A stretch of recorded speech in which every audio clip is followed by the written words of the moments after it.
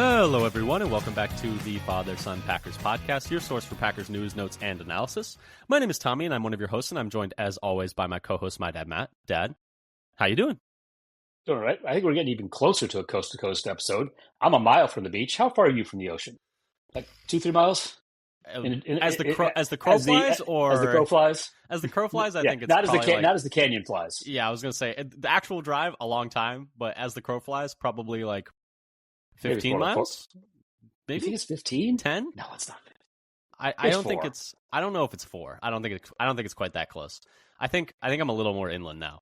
But anyway, we are here today, coast to coast, covering the Packers to talk about Week 3 of Packers training camp and some actual upcoming on the field, on TV, Packers football. With the Packers' first preseason game coming tomorrow against the Jets. As you listen to this, we're recording morning of Friday, August 8th. So we will actually see some of the starters per Matt LaFleur and Aaron Glenn. So we're going to get some look at some of the top players, at least those available for each team. We're going to get a look at some of the depth guys and some of the rookies for the first time in an actual, quote unquote, actual game. I guess calling it an actual game feels a little bit maybe rich. I don't know what you think about that. They will be enforcing various rules. And there will be, referees and umpires. There will be fans in the crowd. There will be. It will be in a stadium. It will be televised. So, like, it's as I say this, I'm like, every single thing I've said was also true about family night. So it's like I'm trying to find what the delineating factor was. There's another team. They're competing against alternating. Another team. There'll be alternating possessions, and yes. A normal down series and real first down, marker. Yes. Oh, I think they do the laser setting marker virtual. for. That's a.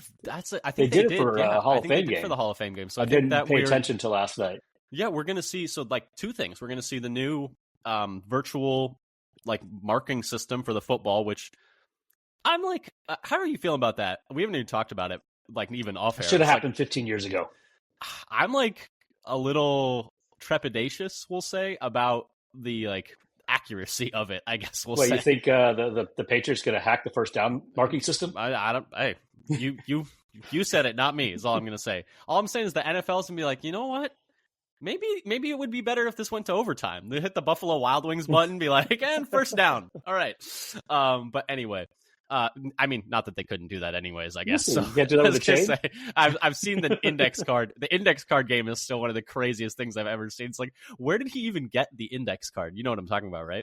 Oh, yeah. It's like, okay, so you're trying to make the difference in, what is that, 1/32nd of an inch, like the thickness of an index card? Exactly. It's like, okay. And this is supposed to be like more accurate than the margin of error in where you put the ball in the first place. Yes. And it's like he slides the index card in there and he's like, nope, there's space, clearly. It's like, it's not touching. Where did he and is it actually, index card? And is that index card actually, parallel to the yardage line? You got any little angle on it, it's like all over the place. I mean, it's one of the funniest things I've ever seen. But anyway, but yeah, so we're that, and then also the slightly altered kickoff rules, where the touchbacks, I think the 30 now?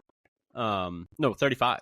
35. It was the 30, and now it's the 35. Yeah, so we'll be seeing probably more kickoffs, so that's like something that's interesting. I'm a little curious as to I have to say, I have not seen a kickoff at a single one of the preseason games yet this year. That's how much I paid attention to them.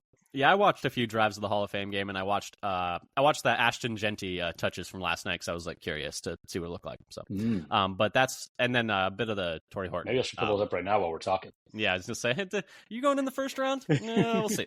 But anyway, so yeah, but we're here to talk about that game. We're also going to talk about the past week of training camp, week 3. We've already covered week 2 and week 1 in the previous 2 episodes, so if you want to go check those out, we'll talk there about those. But I guess let's get right into it. Although before we do, please, like, subscribe, the whole shebang. Follow us on, Blue Sky at Father-Son Packer for updates on these training camp practices, roster moves, news from Packers, bike trails, camp. highways. Follow us everywhere. Exactly. Yes, follow us everywhere. Exactly. I was wondering where you were going with that. I was just gonna nod and. I don't know if I'm so good at spotting a tail, so you can probably follow us everywhere. Yeah, but anyway, at Father-Son Packer on Blue Sky. Follow us on YouTube. Leave a comment, leave a review, leave a like, tell a friend, etc., etc., etc. We'll be doing 2 episodes a week for the whole regular season, pre-games and post-games. So check those out. But we'll only be doing 1 episode a week during preseason because I don't think even we can fill 2 whole episodes on each preseason. Oh, actually, we probably could, but Yeah, we need to you don't pace want ourselves. you don't want to. Maybe nobody wants to hear that. We need to pace ourselves. But so before we get started talking about the actual what's happening on the field in terms of training camp and what's going on for the preseason game, do have some news related to the Packers going on, and let's start with, as we always do, the roster moves. So. Familiar face back in Green Bay. The Packers have re-signed corner Corey Ballantyne and released corner Gregory Jr. Rather. Dad, we were talking about this before we started recording.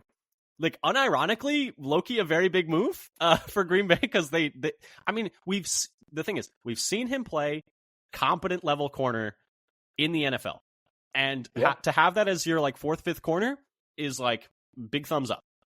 Yeah, we went through a good chunk of a season with rookie Carrington Valentine and Corey Ballantyne as starting outside corners, and it was okay. And it was okay, and like the only caveat is that was a different system that was under Joe Barry, but we've seen him play like NFL football and not be a complete liability. So to bring that guy in off the street as like a fourth, fifth corner, and for him to be able to, just give you some depth there, give you some experience there. I'm kind of surprised the Colts let him go after giving him like a decent signing bonus in free agency, but yeah, and we were just talking about he got the best of all possible worlds. He got guaranteed money from the Colts, and he doesn't have to play for the Colts. He gets to play for the Packers instead, which, in my mind, is a big win. Yes, exactly. And a win for us as well. But so that's, I think, big for the cornerback room because, as we'll talk about in a second, there's a little bit of uncertainty there right now. Beyond that, they also waived wide receiver Sam Brown Jr. Injured and signed offensive lineman Lessita Smith, who has been with the Packers last season, so there's some familiarity there as well. And then they placed Travis Glover on IR, which unfortunately ends his season, which is really unfortunate because he was actually getting like some reps as like the O-line 8. He looked like he was kind of in the lead there for that spot maybe. But so his season is unfortunately done. And then they signed wide receiver Isaiah Nayor, who was an UDFA in this class.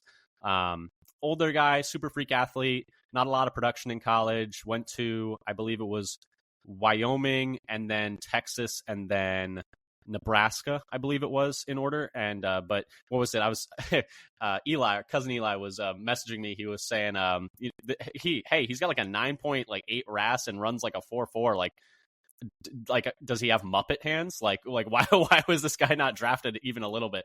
And I was like, I think it's because he had no production and he's like already 24 years old as a rookie. So like that doesn't usually work out great. But anyway, so those are the other transactions. Any thoughts on any of those?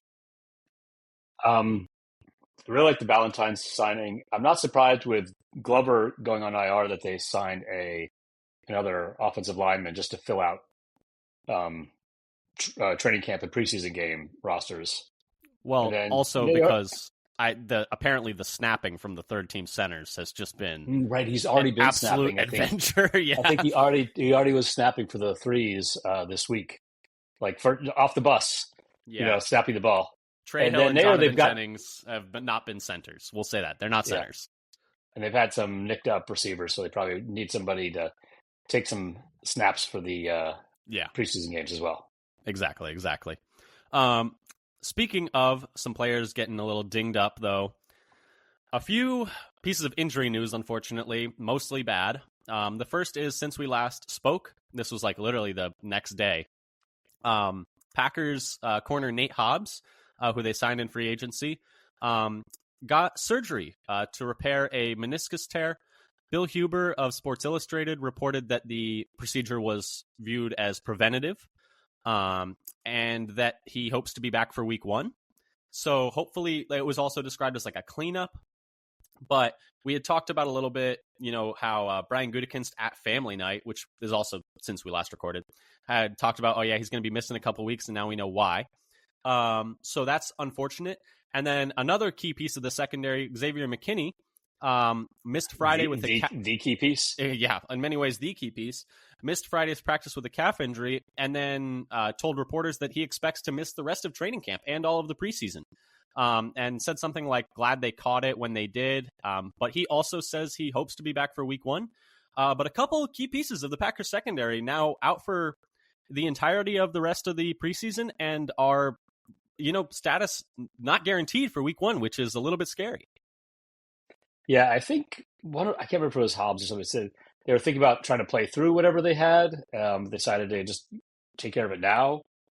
Maybe it means that Hobbs' injury for the year is already out of the way during training camp. Yeah, and I know you're a little worried, but it doesn't seem like it's a major thing that's going to linger. I think it's a pretty simple cleanup. You take it easy for a little bit because if it's a cleanup, they're probably just snipping a little bit out of it. Yeah, but which you recover from pretty quickly. It's not like when they try to repair it and they have to mobilize it. That's a much longer deal, having done it. But the cleanup is a relatively simple surgery. People have come back to like basketball in like 6 weeks, kind of thing or less. Yeah, so it's just preseason procedures are never. It's not exactly full of warm and fuzzy feelings, but I don't think that's that bad. And then hopefully the McKinney one is just like rest. Calves are like kind of a little sketchy, so I think that's just going to be hard to know exactly what the timeline looks like until he is back.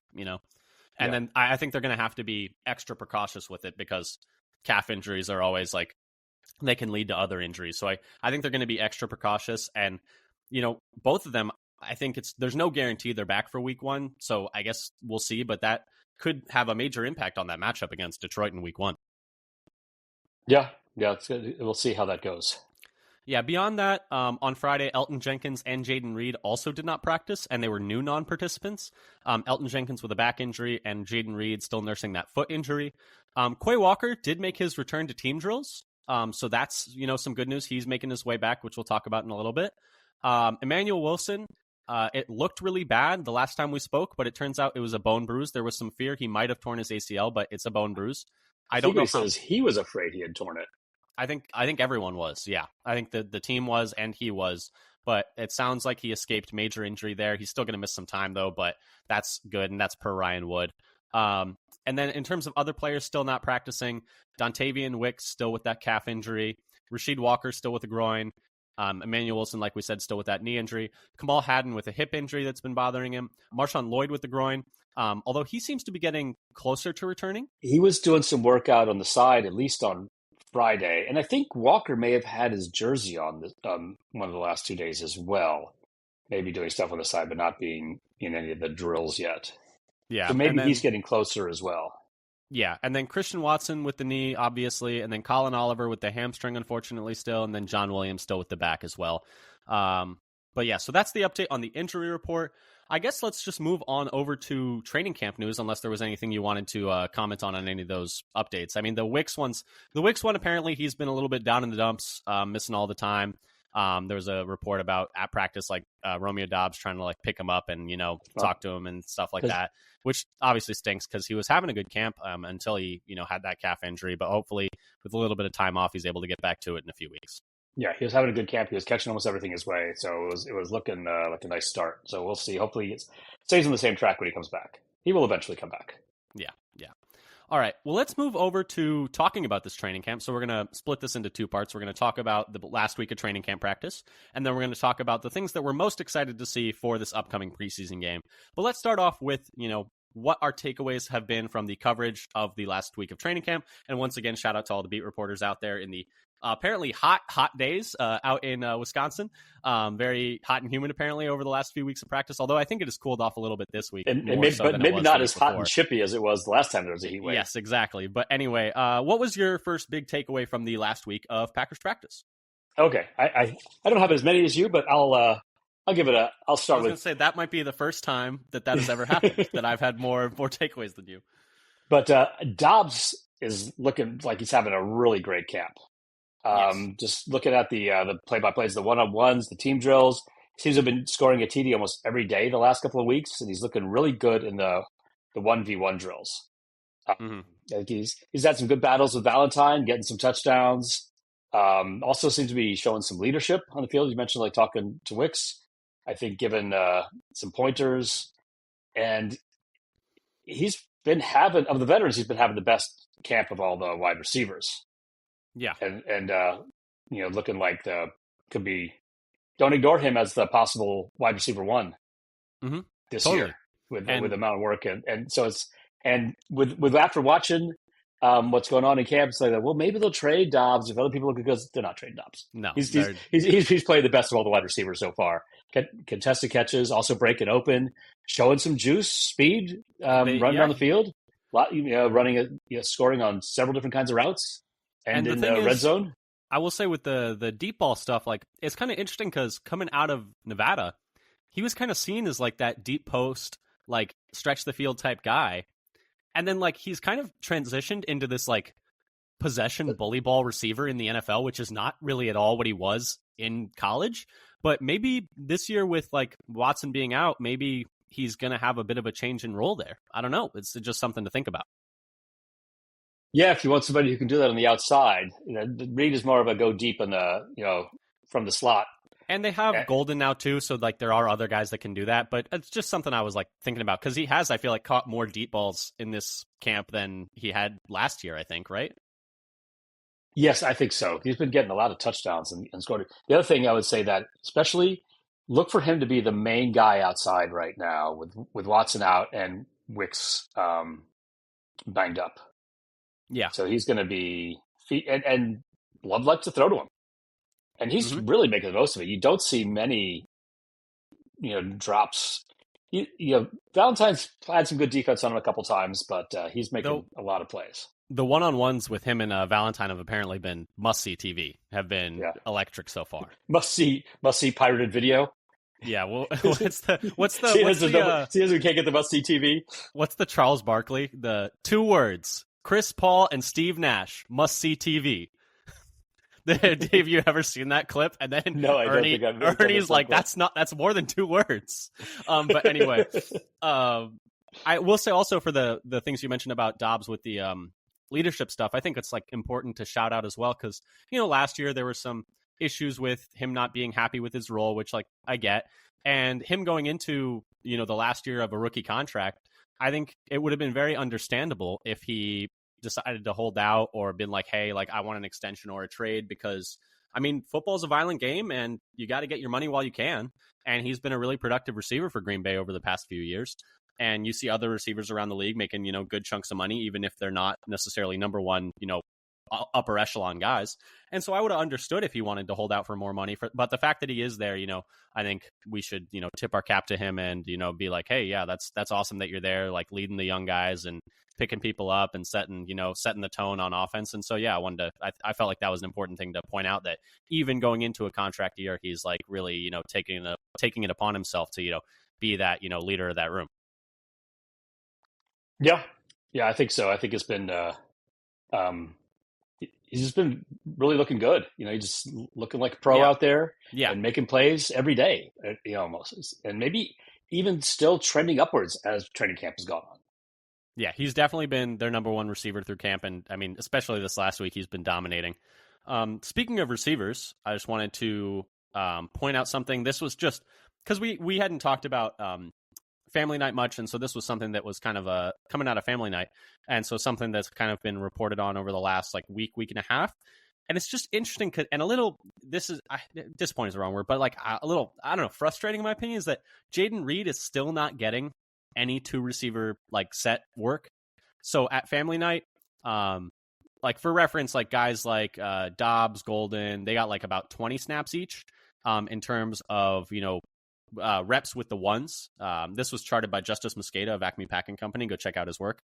But anyway, they got about 20 reps. Jaden Reed, meanwhile, only got 10 reps with the ones at family night, and all 10 were in the slot. So he didn't get any outside work or any work in any 2 receiver sets. And I don't understand why they don't think he can do that. Like, right? Because to me, he's your most dynamic receiver. Like, Dobbs has been your number one. He's more of a possession guy, though.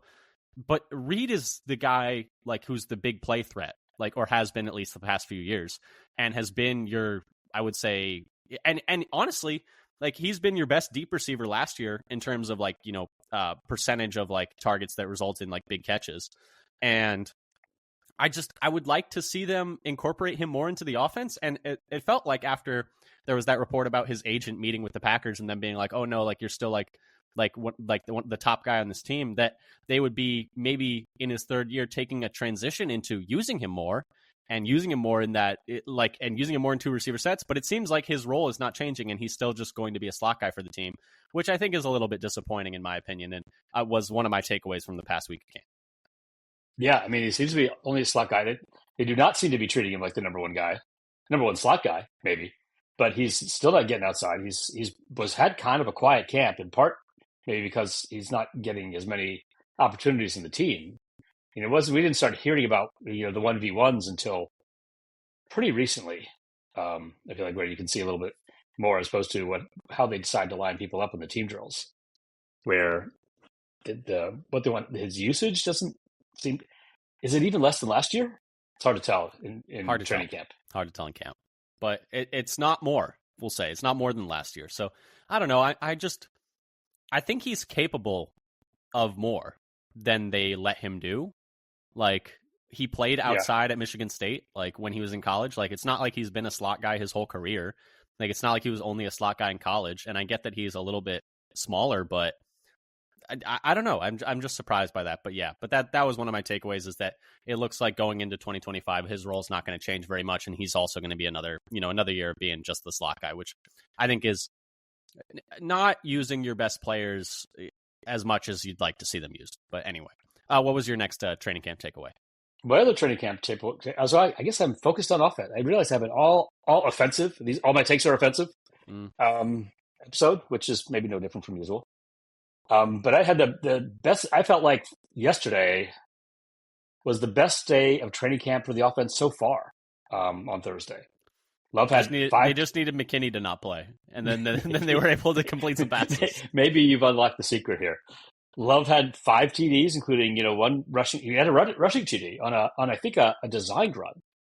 It sounded like a keeper, I think is how that was described. So I didn't actually haven't seen the play, but also had touchdown passes to. And I think it was 5 TDs and maybe 7 possessions that I was able to see charting for.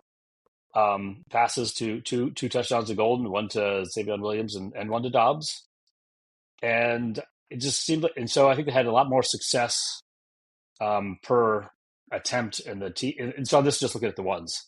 Not that I didn't go and try to figure out how well the 2s and 3s were doing compared to other days, but it seemed like the ones are doing a lot better on Thursday. And I was going to say, maybe they're starting to ramp up and catch up to the defense, but maybe it's the defense going the other way. Yeah, losing members fast.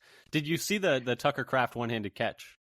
I haven't seen it. I read about it. It's posted places you can find. Now, is that the one that was unclear that they ruled him out on, where it was such a great catch, pass through the ears? I didn't even count that as one of the 5 touchdowns. You count that one too; it's like 6 out of 7 with touchdowns. It was described as right past the defender's ear hole, one-handed catch. I should have tried to search. Someone posted that one, and they posted the Dobbs one in the back corner of the end zone as well, which are both fun plays, we'll say. But yeah, go check those out. They're posted places you can find them. It seems like Love is heating up a little bit in terms of his accuracy and deep ball as the training camp has gone on. I do think that definitely seemed like the most successful red zone period they've had as a team on offense. Yeah, they scored all but 1? Yeah, if you include the Kraft one, yeah, I think it is. And the Kraft one, he's out of bounds, but hey, rule of cool. New rule: if you catch it one-handed, you only need to get 1 foot in. That feels reasonable. Plus, combined with how good the throw was. Yes, exactly. But yeah, no, I think that the offense was definitely picking it up a little bit more this week after we'll say not great showing at Family Night, where they only scored 1 touchdown for the whole night. Not a super electric offensive performance. Certainly an improvement from there. It was 5 picks, 1 touchdown from the first and second team offenses. Actually, and the 1 touchdown was from the third team. So so 5 picks, no touchdowns from the first and second team offenses in the Family Night. But yeah, so they do seem to have picked it up a little bit more. Yeah, the bar was low, but they are improving on offense since Family Night. The bar was set low at Family Night. Speaking of defense. The things I've been keeping an eye on this last week are a couple of positional battles. The first is that linebacker, which I guess is the linebacker 3 battle, because I thought it was interesting that Quay Walker came back this week. And then the first snaps in base that I saw was Quay Walker, Edgerrin Cooper, and then Isaiah Simmons.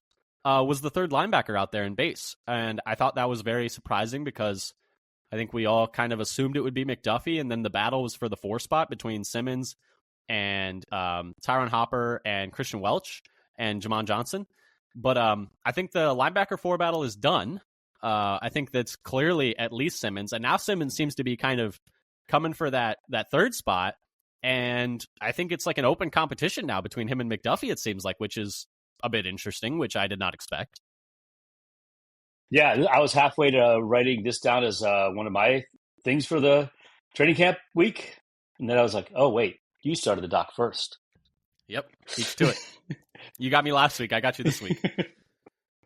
Yeah, but no, it's just exciting to think about how much speed there is in the linebacker group. They're all at the same time. Think of like sideline to sideline, shutting down run game. Speed and length, yeah, and like the question will be in coverage, but I mean they at least got the athleticism to do it. And the thing is, like, it's weird because Simmons was a guy who signed like pretty late in free agency, and there was like, well, like he's not guaranteed to make the team. Like I was like, there's no guarantee he makes the team, and now it's like, okay, he might be starting week 1. Right, okay. Starting at base week 1.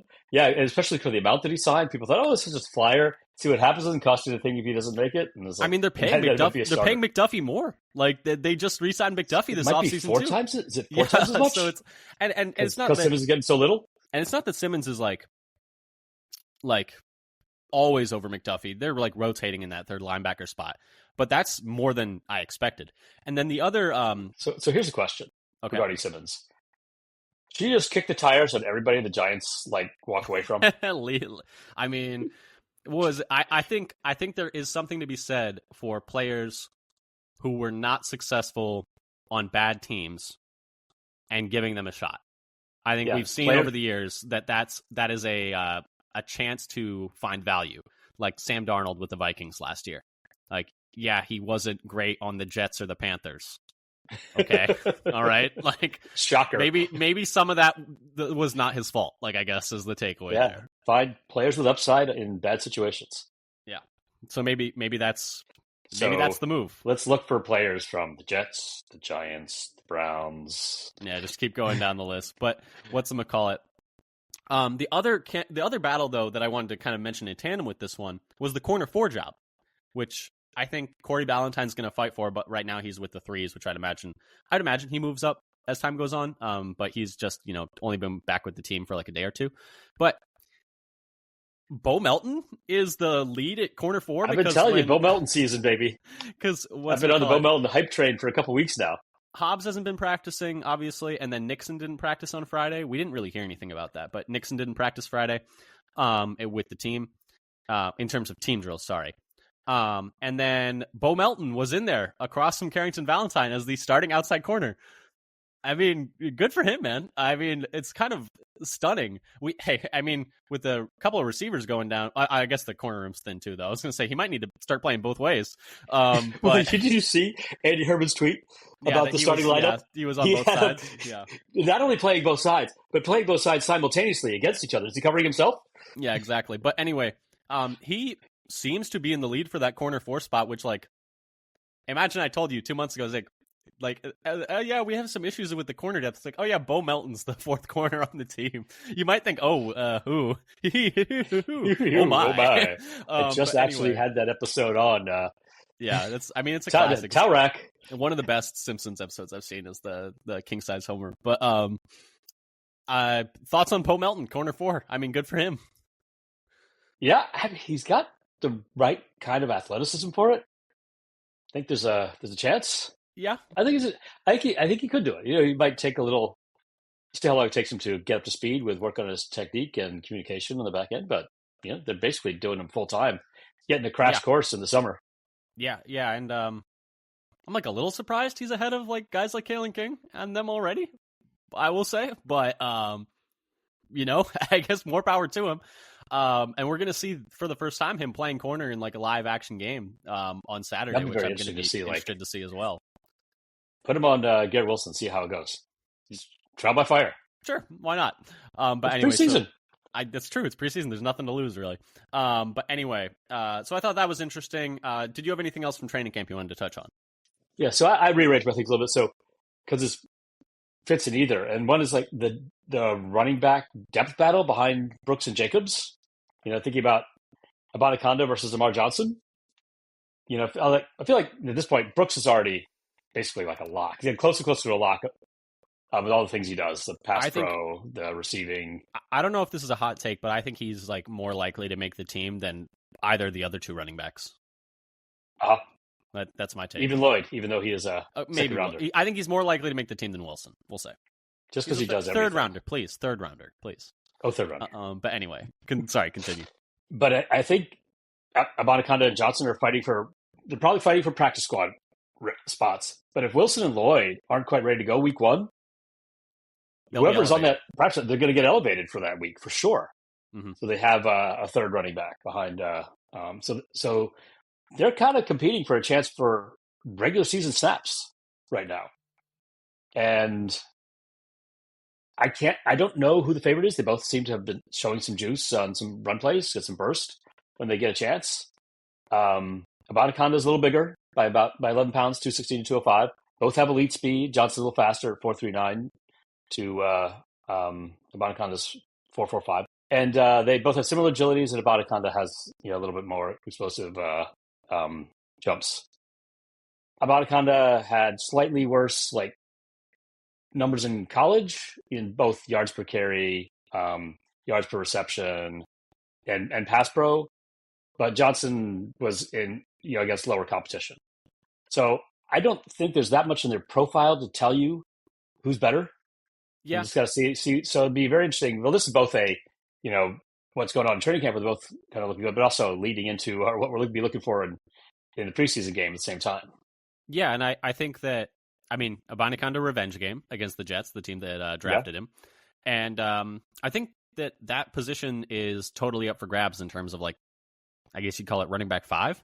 But so I think that's going to just be determined throughout the course of preseason. And whoever has better reps in these preseason games is going to end up getting that spot. Because I don't think either has, if I had to handicap it, I would say that Amar Johnson's probably a little bit ahead. But I guess we'll see in this preseason game who ends up getting more of the work. I think that's really going to be the deciding factor. I think that's going to be interesting to see. And they both have shown the ability to make plays so far in the practices. Yeah. Well, anything else on training camp that you wanted to touch on? I think I got through all of my stuff. Did you have even more back? Okay. I don't think it really matters too much. Yes, so we could go on to more, getting more directly related to preseason. So why don't you go with what you got next? Well, let's talk about this preseason game because, it's going to be Saturday evening. It's going to be Packers-Jets. Both Aaron Glenn and Matt LaFleur, like we said, have said that they're going to play their starters for a few reps or a few series. Well, they didn't actually say how long, but I'm imagining it's a series or two.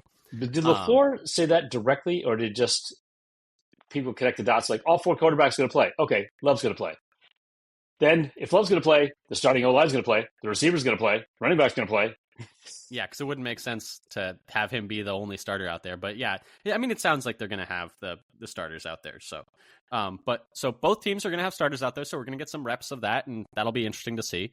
But so I guess we both had a handful of things that we're kind of keeping our eye on for this preseason game, and we'll be talking about it next week about what the results of the preseason game look like. Now, I guess not the results, but what our takeaways from the preseason game were, I suppose. But yeah, so first things for what we're keeping an eye out for. I think the number one thing for me is going to be, this isn't necessarily all just things that I think are really important. These are also just things that I'm excited for, or I'm excited to see. But the thing number one thing I'm excited to see is the young receivers, specifically Golden and Savion Williams. And I think we all know that, Golden's really been showing out this offseason in practice so far, in training camp, in OTAs. It seems like he's making about a play a day so far. Every day you see oh, nice rep from Golden in one-on-ones. Oh, nice, touchdown from Golden in team. But over the last week, I feel like quietly Savion Williams has really been coming along. He's had a couple of nice plays over this course of this week. He had a touchdown with the ones from Love on Friday, or Thursday rather. Had a nice block on a run play for Chris Brooks. Had a couple big plays from Willis and Clifford. it seems like he's just kind of, been picking up steam this last week, getting some reps with the first team, getting some reps with Love, building some of that chemistry. And so I'm really just excited to see both Golden, like I said, and him in real live game action. And I think both have been, kind of showing the flashes of why Green Bay took them with top 100 picks, Golden in the first round, Savion Williams in the third round. And I'm just really excited to see them. This isn't even necessarily like something that like I'm like really like focused on like what they look like in these specific situations. I think it's just something that I'm excited to see. Yeah, and I feel like at this point, if Savion Williams can add anything this year, that's just gravy. It's not something we're necessarily counting on early in his career. So if he starts, looking better and better and making more plays and getting more acclimated to the pro game, that's a bonus.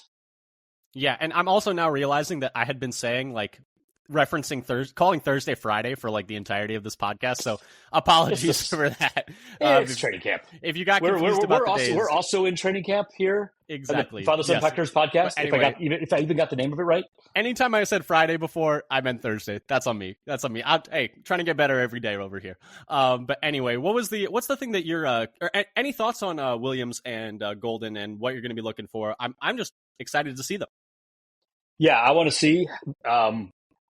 I guess where they're lining Golden up and where they're lining Savion Williams up, and the ability to win one-on-one. I think that's going to be something that either one of them could add a lot. Because last year, the Packers kind of struggled in like press man. It'd be nice to see somebody who can win those. Kind of struggled is very generous. So got absolutely locked up in press man.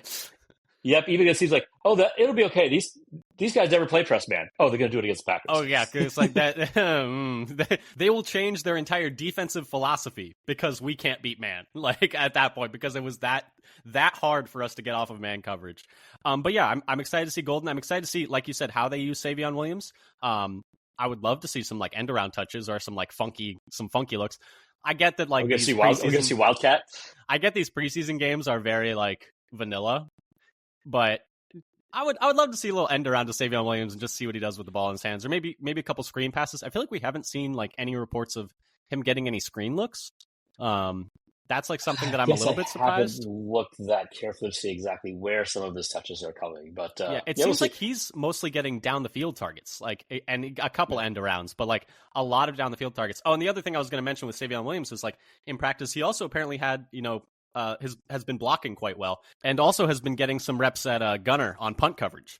So that's exciting. I mean, the more you can do, and I don't know if he's really going to be doing that in game because usually I think it seems like Bisaccia prefers to have defenders on those kinds of special teams units. He doesn't like having receivers on those special teams units.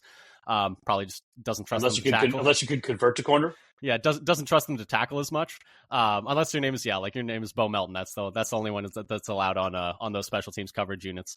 But yeah, so the more you can do, and I'm excited to see what they can do. But Dad, what's the first thing you're keeping your eye out for in these preseason games or this preseason game? I'm gonna be looking at number 2 edge rusher, specifically Lucas Van Ness, and how he does. He seems to be having the best camp of his career. He's been getting sacks in team drills a lot. Got love for a safety Wednesday and at least 1 sack on Tuesday. He seems to be making a lot of plays, and I think it's a lot better than previous years. Was like, I think even in training camp was kind of radio silence on what he was doing. And I heard the quote from LaFleur that he was basically letting the perfect get in the way of the good. He was trying to make the perfect move, and it was slowing him down instead of just going in there full force. Run through his face. Just run through a guy's face. Like don't even worry about any moves. You're strong. You're big and strong enough. Just run through a guy. I'll be watching to see what he does and what kind of move he makes and whether he's able to collapse the pocket or get to the quarterback. It'll be interesting to see. And I think the Jets line is not as terrible as it used to be. Well, I was going to say it's good competition because, Olu Fashanu at left tackle, it sounds like is having a nice camp, and he was, a top, I think, 12 pick last year for the Jets. And then at right tackle, Armand Membu was a top 10 pick this past year. So you got 2 high pedigree, like very good offensive tackles that you're going to be going against with at least in those reps against the starters. That's good competition to see what it looks like and to see if he can beat tackles that aren't the Packers tackles, tackles that aren't Jordan Morgan. Essentially, there's always the question. This little bit of doubt when the defense goes like, "Is this just our defensive line going against Royce Newman and Jake Hansen. Jake Hansen. That was the year. Like, wow, this defensive line is just unblockable right now. They can't get blocked. But no, there is always like it's a bit of a chicken and the egg where it's like, is this because the D line is great, or is this because the O line is really struggling? Like, it's hard to know. Yeah. And so I think we're going to get some answers on that on both sides, because the other thing that I was looking at was the young tackles, specifically Jordan Morgan and Anthony Belton were the two I'm going to be keeping my eye on. In a lot of ways, this offseason for them is less important for this year and more important for next year, because they're really auditioning, in my opinion, for the left tackle job next year when Rasheed Walker is probably not back with the team. Now, there's a chance still that Jordan Morgan could win that left tackle job this year still. That's definitely on the table. But next year, I think it's going to be him versus Belton for that left tackle job, assuming they don't bring Walker back. And so these preseason games, these practices are pretty much the proving ground for next season. And so Morgan's had a bit of an up and down camp, I would say is fair to say. Had a rough family night, but has had some good reps in practice apparently. Belton, I think, is one of the guys that Lucas Van Ness has been beating up on. Yep. So we're gonna see. And Belton is pretty raw still, so I think it's going to be interesting to see him in like an actual NFL game against some like NFL quality talent. And the Jets have good edge rushers. I know Jermaine Johnson's not back yet, but Will McDonald is a tough edge rusher to go against, and he's super bendy. So I think that is the type of edge rusher that I think Morgan should be able to do okay against. But Belton, I think it's going to be a question mark because that's what I was going to bring. I'm very curious to see how a really big guy like Belton can do against a speed rusher. And I don't think he's going to get many reps against Will McDonald, because I'd imagine Will McDonald's going to play the same series with the starters, and he's not going to overlap with Belton. That would have been fun to watch. But yeah, I'm just excited to see both of them. And like you mentioned, Lucas Van Ness as well, because you've got some really strong tackles for the Jets against our edge rushers, who we're not sure if they're good or if they're just or if our tackles are struggling. And then we've got our tackles who are, we don't know if they're just going against like some top level edge rushers in practice. But we're gonna finally get some more data points and a better test of like each of these guys, and maybe learn like, hey, which one of these guys are they both playing very well, or are they both playing very badly? And hopefully it's the former and not the latter. Yes, because we've seen the former. Yes, it's happened before. We've gotten tricked before. We've gotten tricked before by both of these guys are actually not. It's less great versus like good. It's more mediocre versus absolutely terrible. But anyway, what's the next thing? I mean, do you have any thoughts on the tackles or the edge rushers beyond Lucas Van Ness that you're keeping an eye on? I really want to see. Keep my eye on Brenton Cox some more and actually watch more of his tape, because he had a nice second half of the year last year. Of course, the first half of the year he didn't play. Second half of the year he looked really good. Like it was their best edge rusher for a lot of games. So I'll be keeping an eye on him as well. But the way that they've been lined up, it doesn't seem like anybody's passing Lucas Van Ness for the number 2 edge rusher right now, based on the Packers' own opinion, as we see from lineups. Yeah, but I will be keeping an eye on him as well. He's been getting the lion's share of that like edge 2 spot across from Gary, like by a lot. And of course I'll be interested in seeing Sorrell. I almost said Brinson. I was going to say I'm interested in seeing Sorrell, because I feel like he's been so much with the 2s and 3s. We just haven't heard much about him. There was like one report that he was getting some snaps, like pinching inside as like an interior rusher on obvious passing downs. But other than that, I feel like we haven't heard his name very much. And so I'm just like, and I think part of that's just like, hey, the beat reporters are watching the 1s, obviously, because that's going to be the most important reps, and he's with the 2s and 3s. But I'm just going to be, excited to see him, because I just don't think we've gotten like a whole like lot of look at him yet. Yeah, so that'll be kind of fun to watch, see how he does. Yeah, and I think he's been getting a couple of wins lately. This week, he's shown some flashes. Yeah, and I mean, speaking of the D-line, I mean, him, the other guys I'm looking out for are Stackhouse and Brinson, just because that, those young interior D linemen are probably going to have to play a good amount this year, I would imagine. And they're going to be going against Josh Myers, which like I feel like is a fun litmus test, because we know the quality of the opponent they're going against, and so it's going to be a good litmus test for them. And apparently both have been making some nice plays in practice, and so it'll just be nice to see for ourselves on television like what they look like. Yeah, I had failed to think of that they're going against Josh Myers, and who seems to be actually competing. I was going to say apparently in a camp battle for that starting center spot, which we didn't think, especially based on the amount of money the league was willing to give him. Exactly. So those two.